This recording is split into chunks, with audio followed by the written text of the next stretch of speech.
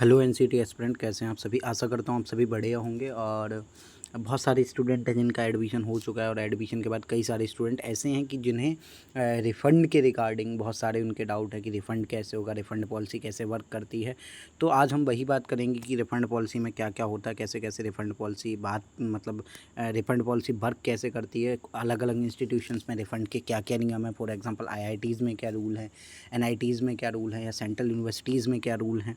तो सभी के रूल्स की बात करेंगे। सबसे हम पहले डालेंगे कि हमने डाला UGC रिफ़ंड पॉलिसी। उसके बाद the UGC university grant commission mandate a specific fee refund policy for higher education institution in India. The policy dictates the percentage of fees that must be refunded to student upon cancellation और withdrawal of admission depending on the timing of the cancellation. तो timing के भी आप पे कितनी percentage फ़ी refund होनी चाहिए। तो एक तो इन्होंने ये दे रखा है कि 100 hairs a breakdown of UGC's fee refund policy. एक तो ये पहले हम फिर ऑफिशियल पे भी बात जाएंगे। इनका जो ऑफिशियल नोटिस है 100% fee refund if a student withdraws 15 days और more before the formally notified last date of. अगर कोई 15 दिन से पहले अगर फॉर्मली नोटिफाई किया जाता है इंस्टीट्यूट की तरफ से कि उनके यहाँ एडमिशन क्लोज़ होने वाले हैं, तो वो डेफिनेटली उसे 100% रिफ़ंड मिलेगा। 15 दिन से पहले या लास्ट डेट ऑफ एडमिशन से पहले अगर कोई रिफ़ंड के लिए अप्लाई करता है तो 90%, 80% उस केस में कि 15 दिन बाद अगर एडमिशन कैंसिल होने के तो 50% if student withdraw 15 to 13 days after the close. जब एडमिशन क्लोज हो जाते हैं उसके बाद तो उसका 50% रिफ़ंड होगा। No refund if student withdraw more than 30 days. अगर कोई 30 दिन के बाद करता है, university can deduct a processing fee not exceeding, मतलब 5000 से ज़्यादा कोई भी यूनिवर्सिटी आपकी जो रिफ़ंड करते समय स्पेसिफिक चार्ज नहीं काट सकती है। तो इस पर हम प्रॉपर गाइडलाइंस की, जैसे ये चिन्मय विश्व विद्यापीठ है, इन्होंने एक नोटिफिकेशन दे रखा है। एक तो ये आप देख सकते हैं यहाँ पर विश्वविद्यालय अनुदान आयोग यूनिवर्सिटी ग्रांट कमीशन का ये ऑफिशियल नोटिस है।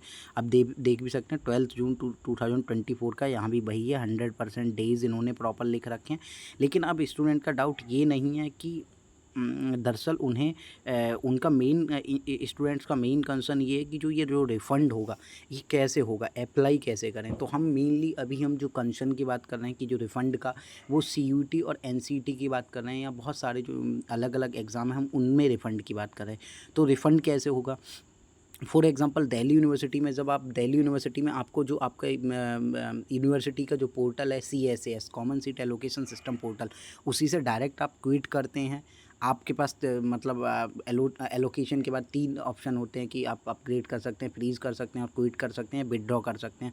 तो विदड्रॉल करने का मतलब होता है आप एडमिशन नहीं लेना चाहते। बहुत सारे इंस्टीट्यूशंस में क्या होता है, आप फॉर्मली फिज़िकली एक एप्लीकेशन देते हैं कि यहाँ पे फॉर एग्जांपल एडमिशन के बाद तो आप फॉर्मली वहाँ पे एक एप्लीकेशन देते हैं कि हमें यहाँ एडमिशन नहीं लेना है, या हमें इन कारणों से अपना एडमिशन यहाँ कैंसिल कराना है। एक आपका वो विड्रॉल हो गया। अभी हम बात करेंगे अलग अलग इंस्टीट्यूशन की, खासकर NCT और CUT में जो इंस्टीट्यूशंस रहने वाले हैं। तो सेंट्रल यूनिवर्सिटीज़ में क्या है, आपको एक मेल करना है उनके जिस भी डिपार्टमेंट पे आपका हुआ है उस डिपार्टमेंट में, और जो उनका एडमिशन सेल है उसे आपको, और तीसरा अगर आपका एलोकेशन तुरंत हुआ है तो या तो आप अभी जैसे फ़ी पेमेंट आपने कर दिया उसके बाद आपके पास विड्रॉल का ऑप्शन रहता है, वहाँ से आप विड्रॉल कर सकते हैं। IIT में बात करी जाए NCT के थ्रू, तो वहाँ भी विड्रॉल का एक ऑप्शन रहता है जब आप सीट बुक करते हैं, लेकिन एक उसकी टाइम लिमिट होती है। उस टाइम लिमिट को अगर आप एक्सीड कर जाते हैं रिफ़ंड में तो आपका उस केस में रिफ़ंड नहीं किया जाता, वरना आपका 1 to 2000 प्रोसेसिंग फ़ी चार्ज करके आपका बाकी पैसा रिफ़ंड कर दिया जाता है। RIs की बात करी जाए, चाहे RI भोपाल या RI अजमेर की बात करी जाए, तो यहाँ आपको ऑफिशियल एक मेल करना पड़ता है इनके डीन को, इनके हॉस्टल जो चीफ वार्डन है उनको, और इनके जो प्रिंसिपल हैं, और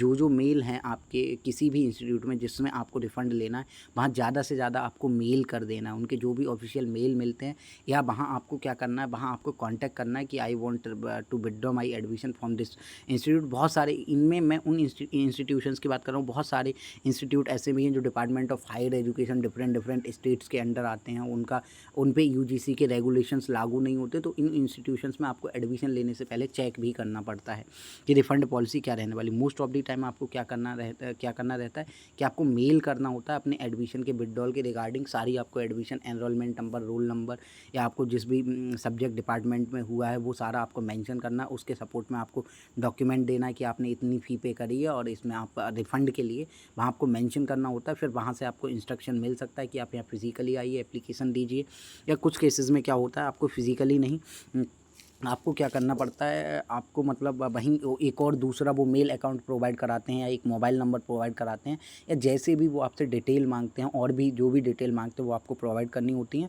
और जब जो आप रिफ़ंड जब अप्लाई करते हैं उसके 2 से 3 महीने या विदिन 4 मंथ आपको रिफ़ंड कर दिया जाता है। वैसे most of the time 2 to 3 month में आपका पैसा रिफ़ंड होके आपके ये अकाउंट में ही आता है। बहुत सारे इंस्टीट्यूट क्या करते हैं, जब आप रिफ़ंड के लिए अप्लाई करते हैं तो आपसे आपकी जो बैंक डिटेल्स हैं वो भी मांगते हैं। तो जो भी स्टूडेंट रिफ़ंड के लिए अप्लाई करते हैं तो वो रिफ़ंड कैसे लें, और मतलब रिफ़ंड के लिए जब अपने बैंक डिटेल्स दें तो वो एकदम सही चेक करके दें, क्योंकि अगर आपने गलत बैंक डिटेल्स प्रोवाइड करा दी तो पैसा अगर किसी और के अकाउंट में चला गया, इन डेट केस आपको वो रिफ़ंड मिलना या वो पैसा मिलना बहुत मुश्किल हो जाता है।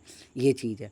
वैसे ये है यूजीसी के सीधे गाइडलाइंस हैं कि जो इन्होंने ये पूरे नॉर्म्स दे रखे हैं डे वाइज कितने % आपका पैसा रिफ़ंड होगा उसका। और इन्होंने एक ये भी दे रखा है कि 5000 से ज़्यादा कितनी भी आपकी हाई फ़ी हो या लो फ़ी हो, 5000 से ज़्यादा कोई भी इंस्टीट्यूट आपका रिफ़ंड करते समय पैसा नहीं काट सकता। लेकिन अगर किसी भी इंस्टीट्यूट की पहले से ऐसी पॉलिसी है कि अगर आपने इस डेट तक रिफ़ंड नहीं कराया तो हम 100% पैसा ले लेंगे, तो उस केस में आप कुछ नहीं कर सकते, क्योंकि जो रिफ़ंड का ऑप्शन वो इंस्टीट्यूट प्रोवाइड करा रहा है आपको एक डेट तक यूजीसी के गाइडलाइंस के अकॉर्डिंग। उसके बाद वो रिफ़ंड जैसे यहाँ भी दे रखा है 0 अगर मोर देन 30 डेज़। तो अगर कोई अपनी डेट इन 30 डेज़ की जगह किसी ने डेट सेट कर दी कि फॉर एग्जांपल हम 20 अगस्त के बाद, कोई इंस्टीट्यूट कहता है हम 20 अगस्त के बाद कोई रिफ़ंड प्रोवाइड नहीं कराएंगे, तो ऐसा है कि अगर उन्होंने ऑफिशियल उस चीज़ को अपने कॉन्स्टिट्यूशनली अपनी पॉलिसी में रखा हुआ है तो आपका उस केस में रिफ़ंड नहीं होगा। तो ये सारे जो रिफ़ंड के एस्पेक्ट थे वो मैंने आपको क्लियर कर दिए हैं। मैंने आपको मतलब आईआईटीज़ में क्या था, आईआईटीज़ में उन्होंने डेट दे रखी थी कि इस डेट के बाद आप जो सीट बुकिंग फ़ी दी है एनसीटी के स्टूडेंट के लिए, तो वो सीट बुकिंग फ़ी के बाद हम मतलब आपको रिफ़ंड नहीं करेंगे, ओके ना। तो ये चीज़ें उन्होंने डेट्स दे रखी थी। बहुत सारे एनआईटीज़ हैं उनमें भी डेट्स है आपको कि इस डेट तक आप रिफ़ंड के लिए अप्लाई कर सकते हैं। उसके बाद अगर आप वो लिमिट एक्सीड करते हैं तो आपको कोई भी पैसा रिफ़ंड नहीं होगा। फॉर एग्ज़ाम्पल एनसीटी में गौतम बुद्ध यूनिवर्सिटी है तो वो आपका एक 10,000 नॉन रिफंडेबल और 1500 नॉन रिफंडेबल पैसा, और लगभग 1 से 2000 के करीब प्रोसेसिंग चार्ज काटने के बाद आपका सभी मतलब बची हुई जो भी आपकी फ़ी रहती है वो रिफ़ंड कर देते हैं। सेम बुंदेलखंड यूनिवर्सिटी, महात्मा गांधी चित्रकूट ग्रामोदय विश्वविद्यालय, डॉक्टर हरी सिंह गौर यूनिवर्सिटी है, आरआई अजमेर, आरआई भोपाल, ये सभी आपका रिफ़ंड एज़ इट इज़ आपके अकाउंट में डाल देते हैं। बस थोड़े थोड़े प्रोसेसिंग के चार्ज काट के आपका पूरा पैसा रिफ़ंड कर देते हैं। तो रिफ़ंड के रिगार्डिंग आई होप आपके जो भी डाउट थे वो ख़त्म हो गए होंगे। आपको रिफ़ंड कैसे कराना और इस पे एक डेडिकेटेड वीडियो इसके बाद आपको और भी मिलेगा। धन्यवाद।